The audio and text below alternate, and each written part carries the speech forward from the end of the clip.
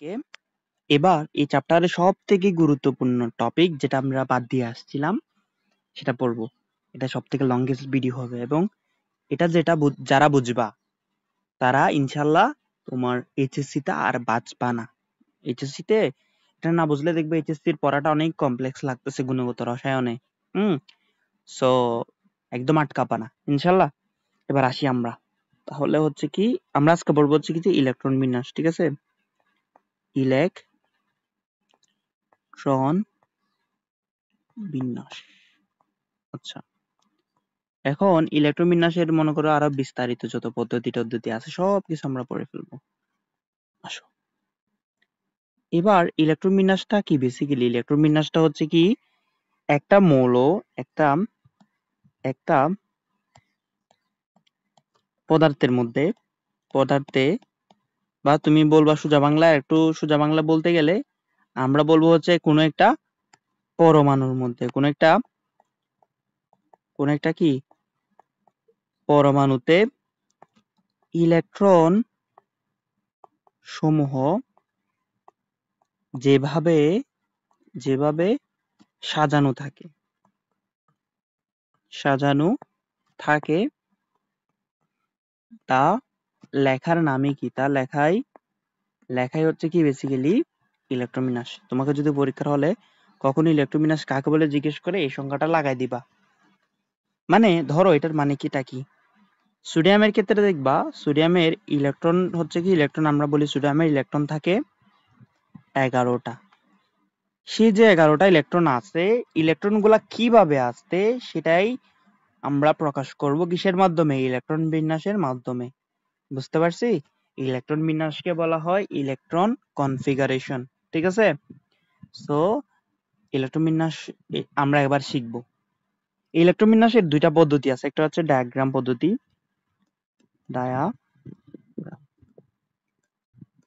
Diagram পদ্ধতি। আমার diagram বানানোটা ভুল হইলে তোমরা একটু ঠিক করে নিও, ঠিক আছে? আমার আমার একটা অভ্যাস, মানে দোষ বলতে পারো, সেটা হচ্ছে আমি প্রচুর বানান ভুল করি, মানে ছোট ছোট জিনিসও দেখবো আমি ভুল করা বয়ে রয়েছি, ঠিক আছে? এখন এবার হচ্ছে কি যে আমি হচ্ছে কি আহ, আমি একটা কাজ করি, দাঁড়াও, আইপ্যাডের থেকে অ্যান্ড্রয়েড অ্যান্ড্রয়েড প্যাডেটা ভালো হয়েছে আইপ্যাডের থেকে।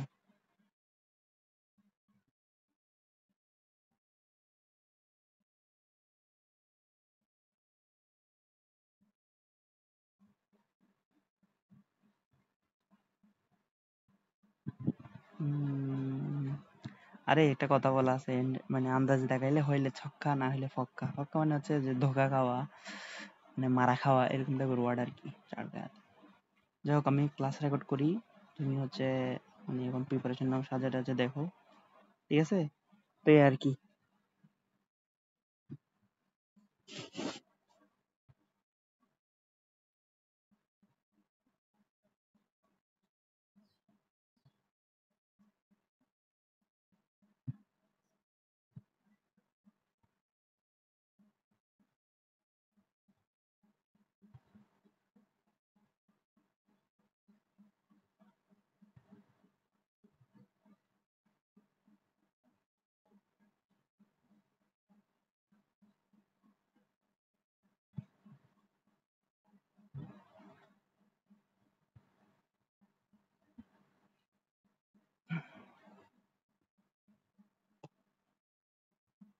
খাওয়া দাওয়া করে যাবা, ঠিক আছে? আর মাথায় তেল দিয়ে যাবা না, ঠিক আছে?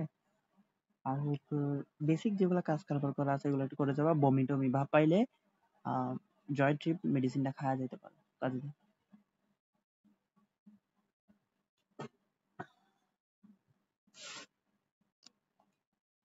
আচ্ছা আসো এবার, যে ডায়াগ্রাম পদ্ধতিটা হচ্ছে কি যেটা আমরা ক্লাস 8 এ পড়ছি, তোমরা হয়তো অনেকে ক্লাস 8 এ পড়ো নাই।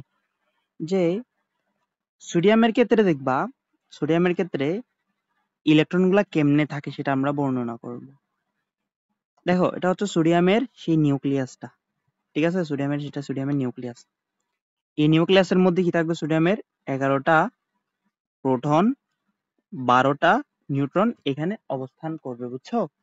আচ্ছা, এরপর হবে কি, এরপর এর বাইরে চারপাশে কি থাকবে, এর বাইরে চারপাশে দেখবা কক্ষপথ আছে, এর বাইরে চারপাশে কি আছে, কক্ষপথ আছে, কক্ষপথ আছে। কক্ষপথগুলো একটু সুন্দর করে আঁকো, ঠিক আছে?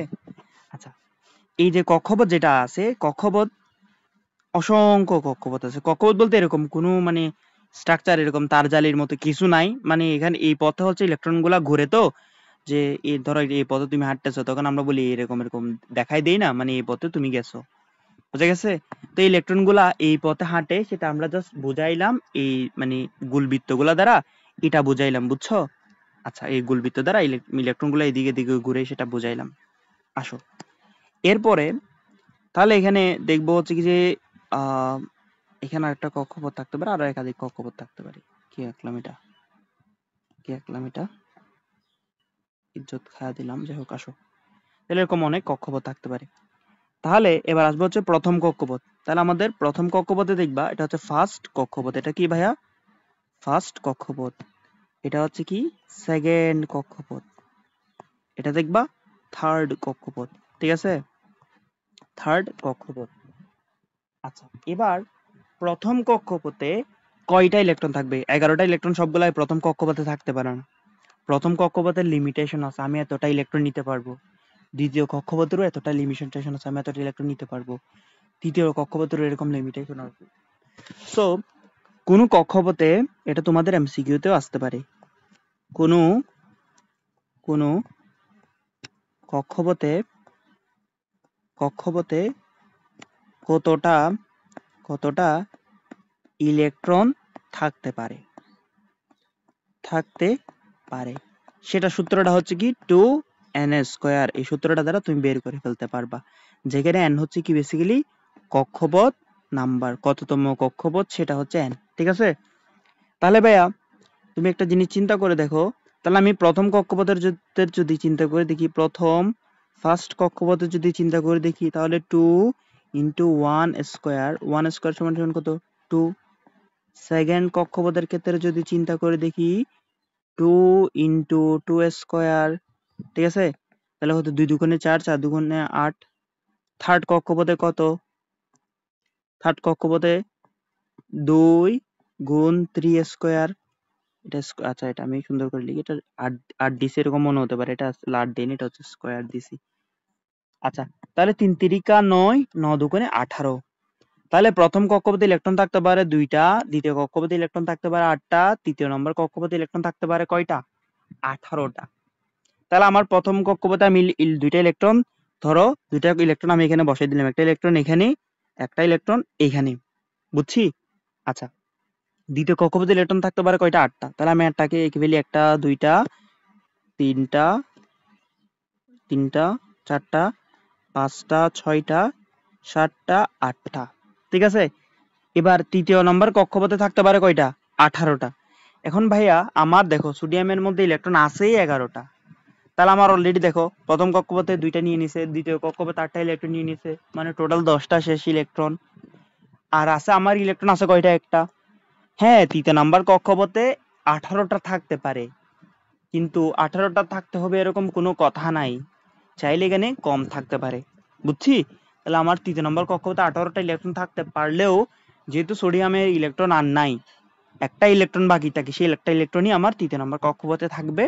এটা হচ্ছে আমার বেসিক্যালি শর্ত, বুঝে গেছে? আচ্ছা, এবার এটা হচ্ছে তোমার, এটা দিয়ে তোমার এমসিকিউ আসতে পরীক্ষার হলে বলতে পারে 10 নম্বর কক্ষপথে সর্বোচ্চ কয়টা ইলেকট্রন থাকতে পারে।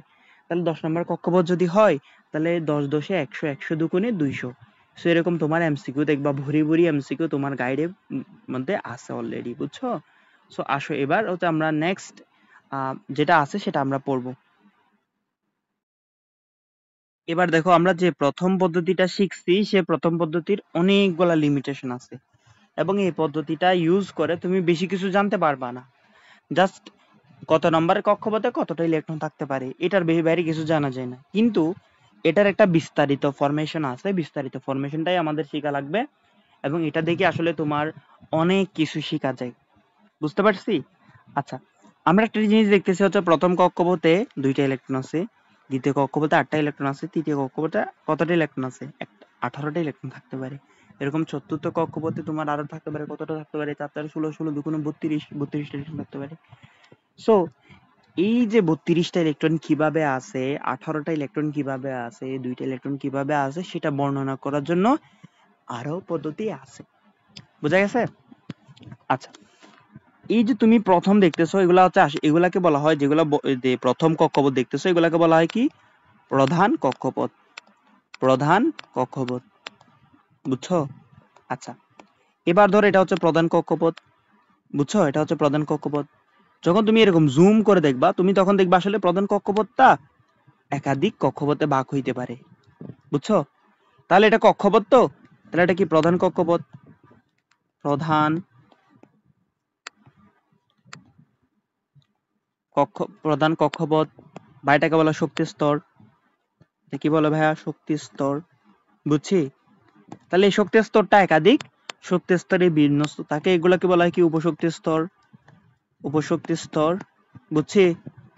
আচ্ছা, এবার আবার যখন এই উপশক্তি স্তর গুলা কেউ জুম করবে না, তখন দেখবে এগুলো আরো কয়েকটা রেখায় ভাগ হয়ে গেছে। তখন এগুলাকে বলা হয় কি ভাইয়া? অরবিটাল। অরবিটাল, বুঝে গেছে? তাহলে এই প্রধান কক্ষপথ, প্রধান শক্তি স্তরকে আরেকটা বলা হয় অরবিটও বলা হয়। দেখো, তুমি খুব মনোযোগ দিয়ে শুনো। প্রধান কক্ষপথ দেখবা, প্রধান কক্ষপথকে যখন তুমি যখন খুব কাছ থেকে দেখবা, তখন দেখবে সেগুলো একাধিক আরো ছোট ছোট কক্ষপথে, চিকন চিকন কক্ষপথে ভাগ হয়ে গেছে। এই কক্ষপথ গুলাকে বলা হয় কি ভাইয়া? উপশক্তি স্তর। ঠিক আছে? আবার প্রতিটা উপশক্তি স্তর কয়েকটা অরবিটালে ভাগ হতে পারে, বুঝা গেছে? আচ্ছা, এবার তোমার উপশক্তি স্তর হতে পারে, চারটা উপশক্তি স্তর। কয়টা? চারটা, এস পি ডি এফ। তাহলে দুনিয়াতে আল্লাহ দুনিয়া উপশক্তি স্তর আছে কয়টা? চারটা, এস পি ডি এফ। আরো আছে, বাট এগুলা দিয়ে 122 পর্যন্ত পরমাণুর ইলেকট্রন বিন্যাস হয়ে যায়, তো আর আসে নাই।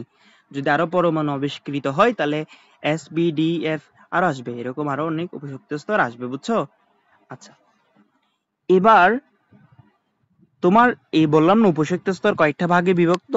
এস উপশক্তি স্তরটা এক ভাগে বিভক্ত, পি উপশক্তি স্তরটা 3 ভাগে বিভক্ত, ডি উপশক্তি স্তরটা 5 ভাগে বিভক্ত, এফ উপশক্তি স্তরটা 7 ভাগে বিভক্ত। তাহলে আবার বলি, প্রতিটা কক্ষপথ একাধিক উপশক্তি স্তরে বিন্যস্ত থাকে। আল্লাহ দুনিয়া উপশক্তি স্তর হতে পারে 4টা, এস পি ডি এফ। ঠিক আছে? এবার প্রতিটা উপশক্তি স্তর আবার কতগুলা আরো ছোট ছোট শক্তি স্তরে বিন্যস্ত, সেগুলাকে বলা হয় অরবিটাল। তাহলে প্রথম এস উপশক্তি স্তরটা একটা অরবিটালে বিন্যস্ত, পি উপশক্তি স্তরটা 3টা অরবিটালে বিন্যস্ত, ডি উপশক্তি স্তরটা 5টা, আর এফ উপশক্তি স্তরটা 7টা অরবিটালে বিন্যস্ত থাকে। বুঝতে পারছি এতটুকু? আচ্ছা, এবার ধরো, এবার আমরা একটা জিনিস আসবো, যে প্রথম কক্ষপথের ক্ষেত্রে প্রথম, আচ্ছা,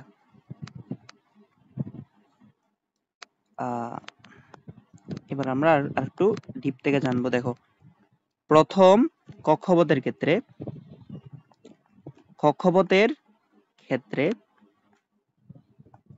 প্রথম কক্ষপথের ক্ষেত্রে এন যে আছে, এন মানে হচ্ছে প্রধান কোয়ান্টাম সংখ্যা। এন এর মান কত? 1। যততম কক্ষপথ এন এর মান তত। বুঝা গেছে? আচ্ছা, তাহলে প্রথম কক্ষপথে ক্ষেত্রে এন এর মান কত ভাইয়া? 1। আচ্ছা, এবার আসে হচ্ছে কি সহকারী কোয়ান্টাম নাম্বার। তাহলে ওই যে প্রথম কক্ষপথ, এটাকে এনটাকে বলা হয় কি? প্রধান কোয়ান্টাম নাম্বার।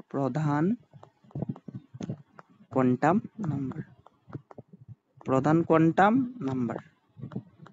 তাহলে এন এর ক্ষেত্রে সহকারী কোয়ান্টাম সংখ্যা হবে কি? সহকারী কোয়ান্টাম সংখ্যাকে এল দ্বারা প্রকাশ করা হয়, সেটা হবে কত? এল এর মান হবে কত? এল এর মান হবে 0 থেকে n-1 পর্যন্ত। n-1 পর্যন্ত, বুঝছি? তাহলে সহকারী কোয়ান্টাম সংখ্যা হবে কত? 0 থেকে n-1 পর্যন্ত। বোঝা গেছে? আচ্ছা আচ্ছা, আমি একটু খুব সুন্দর করে এটা এনটা একটু সুন্দর করে লিখে দেই। এনটা N minus sorry N minus one পর্যন্ত। তাহলে দেখো প্রথম কক্ষপথ যেটা আছে, লেখাটা শেষ হয়ে গেছে মনে হচ্ছে, যাই হোক আমরা এটা হচ্ছে একটা কাজ করি, পরের পেজে এই ছবিটা আমরা নিয়ে যাই, ঠিক আছে? তাহলে আমাদের জন্য ইজি হয়ে যাবে। তাহলে দেখো আমি এটা কপি করে ফেললাম আমার ম্যাজিক কিবোর্ড দিয়ে, কপি করে পরের পেজে যা আমি কি করলাম, পেস্ট করলাম উপরে। তোমরা এই যে যেগুলা পড়াচ্ছে এগুলো কিন্তু খুব গুরুত্বপূর্ণ পড়া, এগুলা পরবর্তীতে কাজে লাগবে তোমাদের। তাহলে প্রথম যখন হচ্ছে n এর মান, যখন n এর মান কত 1 হয়, তাহলে l এর মান কি হতে পারে? l এর মান হতে পারে কত? l এর মান হতে পারে কত? l এর মান হতে পারে 0। 0 থেকে কত? n মাইনাস 1, n থেকে মানে 1 থেকে 1 বিয়োগ দিলে তো 0, তো 0 বাদে আর কিছু থাকতে পারে না। যখন হচ্ছে n এর মান কত? n এর মান 2 হয়, তখন l এর মান কি হতে পারে? 1 সরি 1 না, 0 কত হতে পারে? 0 আর 1। বুঝা গেছে? যখন তাহলে কি, যখন n এর মান কত 2, তখন l এর মান হতে পারে, তখন l এর মান কত? এত। বুঝা গেছে? আচ্ছা, আবার যখন হচ্ছে কি, যখন n এর মান 3, তখন হতে পারে কি, তখন l এর মান কত পসিবল? l এর মান 0, 1, 2 পসিবল হয়। বুঝে গেছে? তাহলে l এর মান, n এর মান যত, l এর মান কত?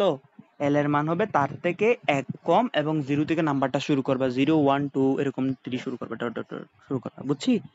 আচ্ছা, এবার এই যে l সহকারী কোয়ান্টাম সংখ্যাটা যেরকম প্রধান কোয়ান্টাম সংখ্যাটা প্রধান শক্তি স্তরকে বোঝাচ্ছিল না, প্রধান শক্তি স্তরকে, ঠিক সেম সহকারী কোয়ান্টাম সংখ্যাটা কাকে বোঝায়?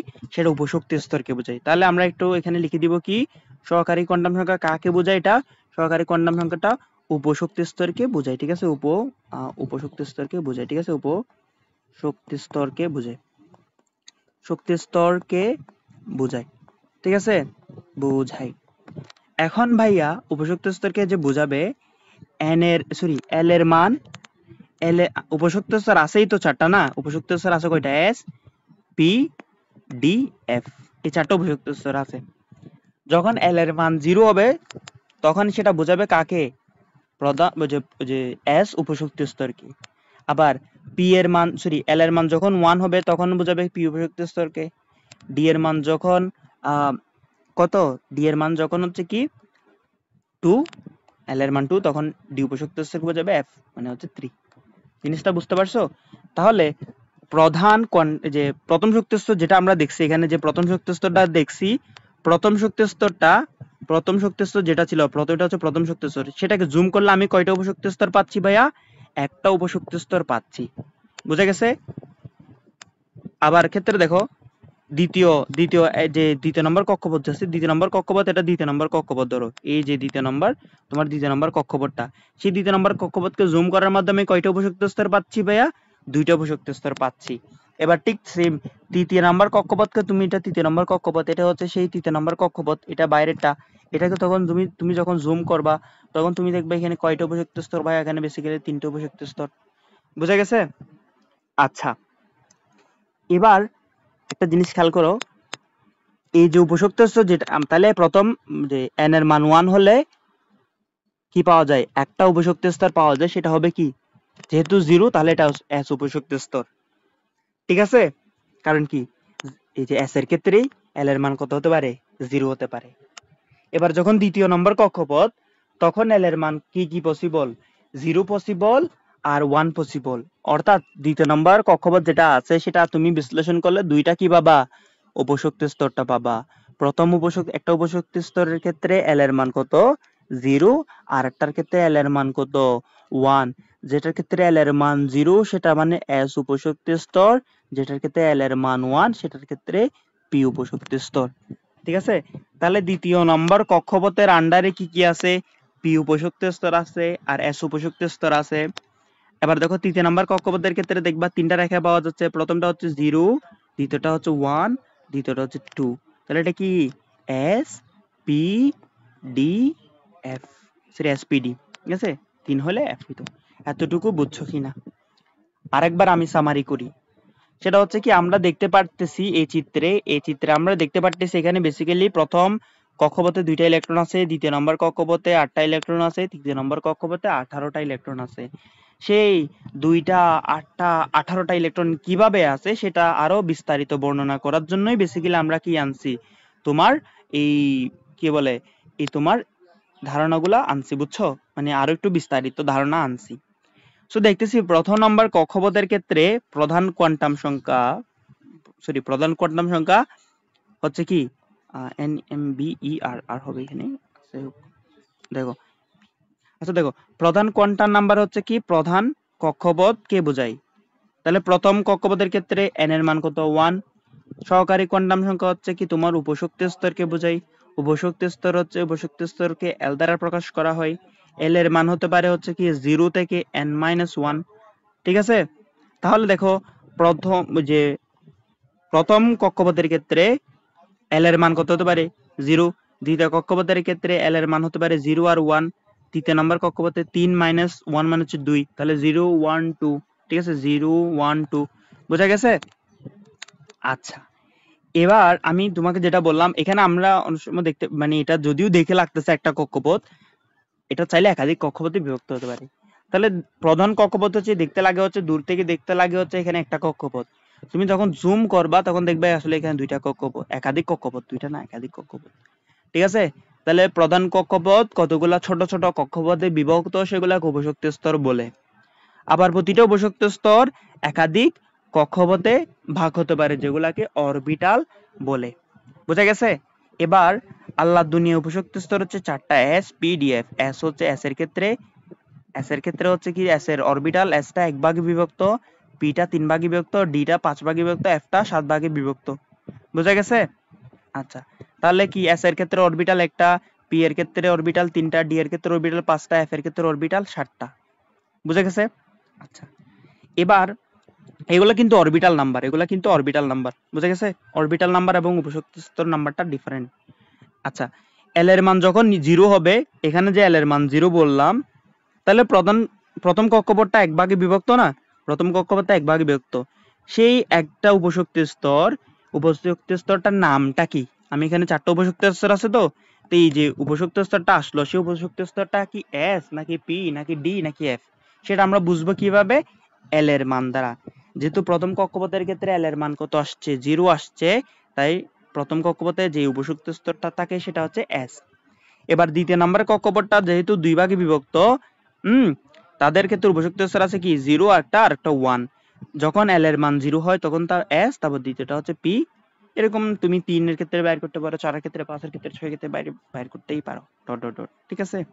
আচ্ছা, এবার আসো, এবার আমরা আরেকটু আগে। তুমি যদি এই পার্টটা না বুঝে থাকো ভাইয়া আমাকে জানাবা, আবার জানাবা, আমি সমস্যা না আবার বুঝাই দিব, আমার কোনো প্রবলেম নেই, বুঝছো। আচ্ছা, এবার আসো, সেটা হচ্ছে কি আমরা পড়বো হচ্ছে কি তাহলে আমি একটা জিনিস পাইলাম কি, এস এর ক্ষেত্রে আমি যে উপযুক্তটা পাইলাম সেটা কি 1 এস। 1 কি এখানে 1 মানে হচ্ছে কি বেসিক্যালি প্রধান কক্ষপথ, ঠিক আছে। আর এস হচ্ছে কি উপশক্তি স্তর, ঠিক আছে। 2 এর ক্ষেত্রে কি পাইলাম, দ্বিতীয় নম্বর কক্ষপথের ক্ষেত্রে কি পাইলাম 2s এবং 2p। তাহলে দেখো এখানে এটারও কক্ষপথ কত, এটারও প্রধান কক্ষপথ, এই দুইটার প্রধান কক্ষপথ কত, প্রধান কক্ষপথ 2, আর এটার উপশক্তি স্তর হচ্ছে, একটার উপশক্তি স্তর s আর একটার উপশক্তি স্তর কত p। উপশক্তি স্তর কত p, বুঝা গেছে। তাহলে একটার হচ্ছে উপশক্তি স্তর হচ্ছে s, একটার উপশক্তি স্তর হচ্ছে কি ভাইয়া p, বুঝা গেছে। আচ্ছা, এবার ঠিক সেম তুমি 3 এর ক্ষেত্রে বাইর করতে পারো। 3 এর ক্ষেত্রে 3s 3p এবং হচ্ছে 3d, বুঝছো। এগুলো সবগুলোর ক্ষেত্রে প্রধান কক্ষপথ নাম্বার হচ্ছে 3, আর হচ্ছে উপশক্তি স্তরগুলোর নাম হচ্ছে কি, একটা হচ্ছে S, একটা নাম হচ্ছে P, একটা নাম হচ্ছে D। বোঝা গেছে? সো এগুলাকে আমরা মার্জ করে করে লিখবো। এবার এবার বেশি ডিপে না যাই, এবার হচ্ছে আমরা একটা কাজ করব, সেটা হচ্ছে ডিরেক্ট ইলেকট্রন বিন্যাসটা আমরা শিখবো। তাহলে আমার ইলেকট্রন বিন্যাসটা শেখার জন্য একটা পরমাণু তোমাকে যখন ইলেকট্রন বিন্যাস করতে দিবে, তখন ইলেকট্রন বিন্যাসটা আমরা কিভাবে করব সেটা আসলে বিস্তারিত না যাই, তোমাকে যাতে তুমি তোমার যতটুকু লাগবে সেটা হচ্ছে একটা পরমাণু দিবে, সেটা ইলেকট্রন বিন্যাস তোমাকে করতে পারতে হবে। ঠিক আছে? আচ্ছা, তাহলে আমরা সেই ইলেকট্রন বিন্যাসটা আমরা করি। দেখো দেখো তাহলে তোমাকে দিব হচ্ছে আমার উপশক্তি স্তর আছে কয়টা, S, P, D, F। তাহলে তুমি এমন একটা টেকনিক শিখাবো, তুমি আল্লাহর দুনিয়ার যে কোনো পরমাণুর কি পারবা, ইলেকট্রন বিন্যাস করতে পারবা। বোঝা গেছে? আচ্ছা, প্রথমে আসি, সেটা হচ্ছে কি S। তুমি নিবা কি S, S দুইবার নিবা। ঠিক আছে, একটা ছন্দ শিখাচ্ছি। তারপর নিবা কি P আর S, তাহলে কি PS, PS নিবা। এরপর নিবা কি DPS, তাহলে কি আসবে DPS, DPS। ঠিক আছে? তাহলে প্রথমে কি নিছি, S নিছি, S কে দুইবার লিখছি, তাহলে SS লিখলাম। তাহলে এরপর হচ্ছে কি লিখলাম, এরপর হচ্ছে কি যে SS লিখলাম, তারপর PS, PS লিখলাম, DPS, DPS লিখলাম। তারপর দেখবো এবার নিব কি FDPS। ঠিক আছে, তাহলে লিখবো কি FDPS। ঠিক সেম আরটা হচ্ছে কি যে F sorry F sorry sorry sorry FDPS, FDPS। ঠিক আছে? আচ্ছা, এবার তাহলে আমরা শুরু করব কি, আমরা হচ্ছে শুরু করব নাম্বারিং। তাহলে এস এর নাম্বারে শুরু করবো 1 থেকে। তাহলে 1, 2, 3, 4, 5, 6, 6, 7, 8। বুঝছো? আচ্ছা, এবার হচ্ছে কি পি এর নাম্বারে শুরু করব 2 থেকে। 2, 3, 4, 4, 5, 6, 7। এবার ডি এর নাম্বারে শুরু করব 3 থেকে। 3, 4, 5, 6। ঠিক আছে? এবার শুরু করব এফ এর নাম্বার, শুরু করব 4 থেকে। 4, 5। ঠিক আছে? এবার দেখো সবগুলোর আগে নাম্বার বসানো আমার শেষ। এবার হচ্ছে আমি কি বসাবো, ইলেকট্রন সংখ্যা বসাবো। ইলেকট্রন সংখ্যা বসাবো এরকম, এস সর্বোচ্চ ইলেকট্রন নিতে পারে 2টা, 2টা 2টা। পি সর্বোচ্চ ইলেকট্রন নিতে পারে 6টা, 2টা 6টা 2টা। ডি নিতে পারে সর্বোচ্চ ইলেকট্রন নিতে পারে 10টা, 6টা 2টা 10টা 6টা 2টা 14টা। এফ নিতে পারে 14টা, 10টা। তারপরে 6টা। তারপর হচ্ছে কি যে এস নিতে পারে কয়টা, 2টা, 14টা, 10টা, 6টা 2টা। বুঝা গেছে? আরেকবার বুঝাবো তোমাকে। ঠিক আছে, আবার বুঝাবো। ধরো আমি একটা কি নিব, আমি হচ্ছে কি সোডিয়ামের ইলেকট্রন বিন্যাসটা আমরা নিব, আমরাও করব সোডিয়ামের ইলেকট্রন বিন্যাস। ঠিক আছে? সোডিয়ামের ইলেকট্রন থাকে কয়টা ভাইয়া, 11টা ইলেকট্রন থাকে। তার আমরা কিভাবে করি দেখো, প্রথমে আমরা লিখে ফেলবো কি এস, যেহেতু আমার আছে কি ওইটা ইলেকট্রন, ওই যে উপশক্তি স্তর আছে এস, পি, ডি, এফ, 4টা উপশক্তি স্তর আছে। ঠিক আছে? আচ্ছা, 4টা উপশক্তি স্তরের ক্ষেত্রে তাহলে আমি যে নাম্বার ছন্দটা লিখবো, যে ছন্দটা আমরা লিখতাম এতদিন, S S, P S, P S, D P S, D P S, D P S. এরপর দিব F D P S, F D P S, F D P S. এবার হচ্ছে শুরুতে নাম্বারটা বসাবো। এস এর ক্ষেত্রে 1, 2, 3, 4, 5, 6, 7, 8, sorry sorry sorry sorry sorry কি বসাচ্ছি, এর ক্ষেত্রে 7, 8, 8। এবার ক্ষেত্রে পি এর ক্ষেত্রে দেবো 2 থেকে। 2, 3, 4, 5, 5, 5, 6, 7। এবং ডি এর ক্ষেত্রে নাম্বার শুরু করবো 3 থেকে। 3, 3, 4, 3, 4, 5, 6। ঠিক আছে? এফ এর নাম্বারে শুরু করবো কয় থেকে, 4 থেকে। এফ এর নাম্বার 4, 5। তাহলে এবার আমার ইলেকট্রন বসানো শুরু করবো। ইলেকট্রন বসানো শুরু করলে দেখো, ইলেকট্রন বসানো শুরু করি আমরা s ইলেকট্রন নিতে পারে দুইটা, s ইলেকট্রন নিতে পারে কয়টা ভাইয়া? দুইটা। p দুইটা দুইটা দুইটা দুইটা গেল। f নিতে সরি p নিতে পারে কয়টা? 6টা। এরপর s নিতে পারে দুইটা। কিন্তু দেখো আমার সোডিয়ামের ইলেকট্রন আছে 11টা। তাহলে দেখো প্রথম যে 1s2 দুইটা ইলেকট্রন নিয়ে নিছে, তাহলে এখন আমার বাকি আছে কয়টা? 9টা। এরপর 2s2 দুইটা ইলেকট্রন নিয়ে নিছে, তাহলে বাকি আছে কয়টা? 7টা। এরপর হচ্ছে p নিয়ে নিছে 6টা, তাহলে 6 মাইনাস জেলে আছে এখন আছে একটা। তাহলে তৃতীয় নম্বর কক্ষপথে ইলেকট্রন থাকতে পারে দুইটা, যদিও দুইটা থাকতে পারে। এখন আমার আছে কয়টা? একটা ইলেকট্রন। কারণ কি? আমার আর ইলেকট্রন নাই। তাহলে এই যে বাকি কক্ষপথ যেগুলা লিখলাম, এগুলাতে কি কোনো ইলেকট্রন থাকতে পারে? কারণ না, কারণ আমার কি যে কোনো আর কি নাই, কোনো ইলেকট্রন বাকি নেই। তখন এগুলা না লিখলেও না লিখবা, এগুলা লিখবা না, ঠিক আছে? তো ভাইয়া কতটুকু লিখবো সেটা হচ্ছে তুমি যখন প্র্যাকটিস করবা অটোমেটিক চলে আসবে।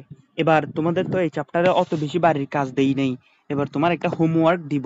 সেটা হচ্ছে হোমওয়ার্কটা সবাই করবা যারা হচ্ছে কি যে প্রো হতে চাও, ঠিক আছে? যে নিজে আসলে কেমিস্ট্রি যাদের বিরক্ত লাগে তারা সবাই করবা। সেটা হচ্ছে কি 1 থেকে 118 প্রতিটা মৌলের কি করবা? প্রতিটা মৌলের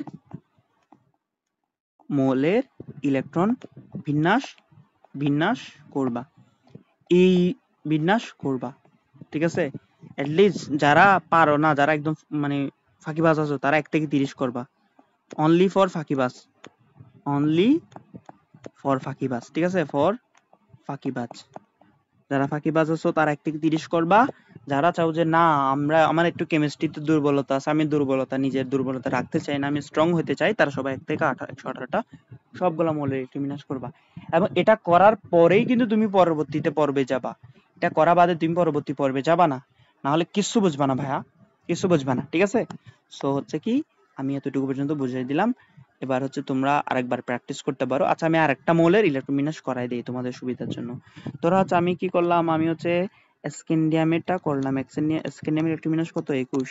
তাহলে আমার যে অরবিটাল আছে কি s p d f। আচ্ছা এগুলোর ক্ষেত্রে একটা জিনিস খেয়াল করে রাখবা, এগুলোর ক্ষেত্রে মাঝখানে আমি কিন্তু কোনো কমা টমা দেইনি, ঠিক আছে? অনেকে কমা টমা দাও, কমা দিলে ভুল, কমা দিবা না, ঠিক আছে? আচ্ছা আমি এখানে কমা দিয়ে দিছি। আচ্ছা এগুলো কমা ইউজ হবে না। তাহলে কি আমার অরবিটাল আছে উপশক্তি স্তর আছে কি s p d f। তাহলে আমি উপশক্তি স্তরগুলো লিখে ফেলবো। s p সরি প্রথমে কিরকম ছন্দটা কিরকম? s কে নিব, দুইবার লিখবো, p থেকে s এ যাব, p s p s। এরপর d থেকে dps এ যাব, d p sorry d p p s d p s। তাহলে ডিপিএস ডিপিএস শেষ। এবার আছে FDPS, F D P S F D P S. তাহলে এস এস লিখলাম, PS PS, DPS DPS, FDPS FDPS. এরকম ছন্দ চাইলে মুখস্থ রাখতে পারো। তারপর এবার নাম্বারটা বসানো শুরু করব। এস এর আগে 1 থেকে 2 3 4 5 5 6 7 8, ঠিক আছে?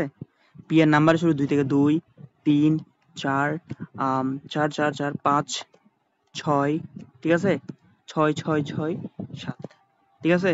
এরপর হচ্ছে কি যে তোমার ডি এর আগে নাম্বারে বসানো 3 3 3 3 3 4, হ্যাঁ 4 4 4 4 5 6, ঠিক আছে? এরপর এফ এর ক্ষেত্রে বসানো শুরু করবো 4 থেকে 4 5। এবার দেখো আমার 21টা ইলেকট্রন মিলানোর ক্ষেত্রে দেখো, তাহলে আমি একটা 21টা ইলেকট্রন মিলাবো, 2টা 4টা 10টা 12টা 18টা 20টা 21টা, ঠিক আছে? আমার 21টা অলরেডি ইলেকট্রন। এই ডি উপশক্তি স্তরটা 10টা ইলেকট্রন নিতে পারে। আমার যেহেতু 21টা ইলেকট্রন, আমি কি বসাইলাম এখানে? একটা বসাইলাম। সো তোমরা যখন অনেক ফাস্ট হয়ে যাবা তখন নিজে বুঝে যাবা কতটুকু লেখা লাগবে, কতটুকু লেখা লাগবে না। এই যে আমি বললাম ধুমধাম করে 2 4 2 4 যে 6 2 4 4 আর 2 সরি 4 আর 6 10 10 আর 2 12, ঠিক আছে? 12 আর 6 18 18 2 20 20 আর 21 করে ফেললাম। এরকম তোমরাও পারবা, ঠিক আছে? জাস্ট ভাইয়ের কথা মতো 118টা মৌলের ইলেকট্রন বিন্যাসটা ভাইয়াকে করে দেওয়া লাগবে, ঠিক আছে? সো সবার জন্য শুভকামনা। আসসালামু আলাইকুম। এবং এই পর্বটা করার পরেই কিন্তু পরবর্তী পর্বে যাবা, না হলে এই পর্বটা কিছুই বুঝবা না ভাইয়া, বুঝছো? সো এতটুকুই পর্যন্ত।